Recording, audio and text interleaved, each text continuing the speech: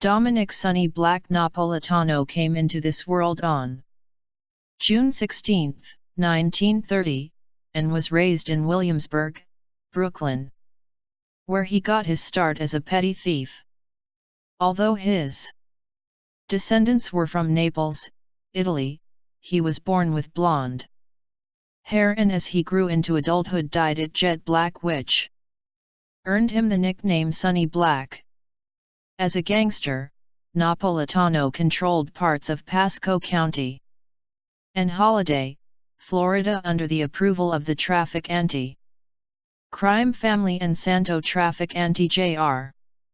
However, Napolitano was also considering a bookmaking operation in Orlando, at the time a growing gambling district for the mob. Napolitano owned an apartment building and social club called the Motion Lounge in New York. An avid pigeon enthusiast, he kept his pigeons on the rooftop of the apartment building. Pigeons had pedigree bloodlines that descended from prize pigeons in France, Germany, and Russia. He won thousands of dollars racing his pigeons. Undercover FBI agent Joseph Pistone, aka Donnie Brasco, once commented, "Sometimes when we were up on the roof with the pigeons, Sonny would lean on the railing and look out over the rooftops of the neighborhood where he had lived all his life. I wondered what he was thinking about."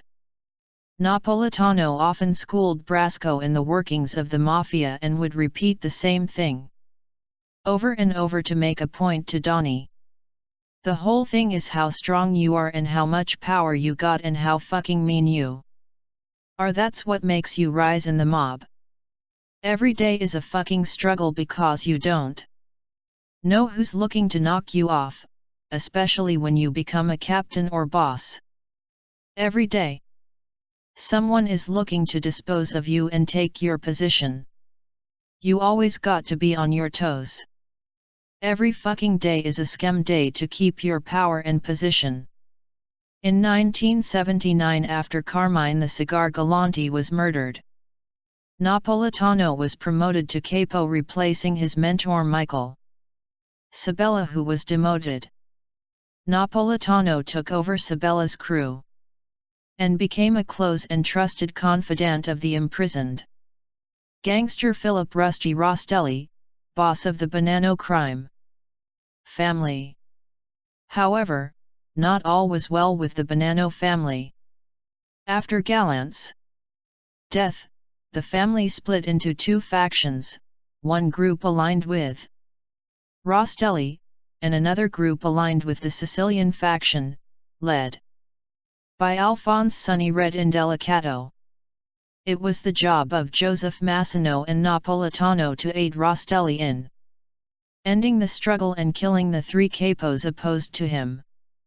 Napolitano and Massino knew a time would present itself when they could act against the three men, Alphonse Indelicato, Dominick Trinchera, and Philip Giacone, but until then Napolitano stayed busy with his businesses. Napolitano owned an Italian-American War Veterans Club in Williamsburg, Brooklyn, the Motion Lounge, an illegal casino in Pasco County, Florida, and tennis and nightclub called the Kings Court Bottle Club in Holiday, Florida. The Motion Lounge was the headquarters for Napolitano, where he and his crew were involved in several illegal activities including burglary, robbery, bank robbery, loan sharking, hijacking, bookmaking, casino operations, drug trafficking, and extortion. They were one of the most successful crews in the Bonanno crime family. When asked about Napolitano, agent Pistone said, "Dominick was more observant and disciplined than his old capo Michael Sabella and had a watchful eye.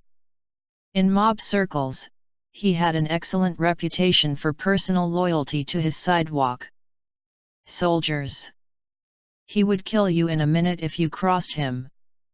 Pistone also remarked how Napolitano was very accurate with small-caliber pistols. In public, he was never flamboyant or brazen, always polite. He carried his own suitcases when traveling and was not a 24-hour gangster, meaning you could talk to him about other things besides the Mafia. On occasion, Pistone and Napolitano would go out for dinner or have coffee and just shoot the breeze like two friends. Pistone was one of few people that Napolitano could rely upon. As Pistone's infiltration continued over the years, Napolitano remarked how he would nominate him to be made, a term used in the Mafia that meant he would become inducted as a full member. In other words, they would open the books. On May 5, 1981, the opportunity to kill Indelicato, Trinchera, Giacone presented itself. The three men were led to Brooklyn's Embassy Terrace for a sit-down and to discuss a compromise with the Rostelli faction.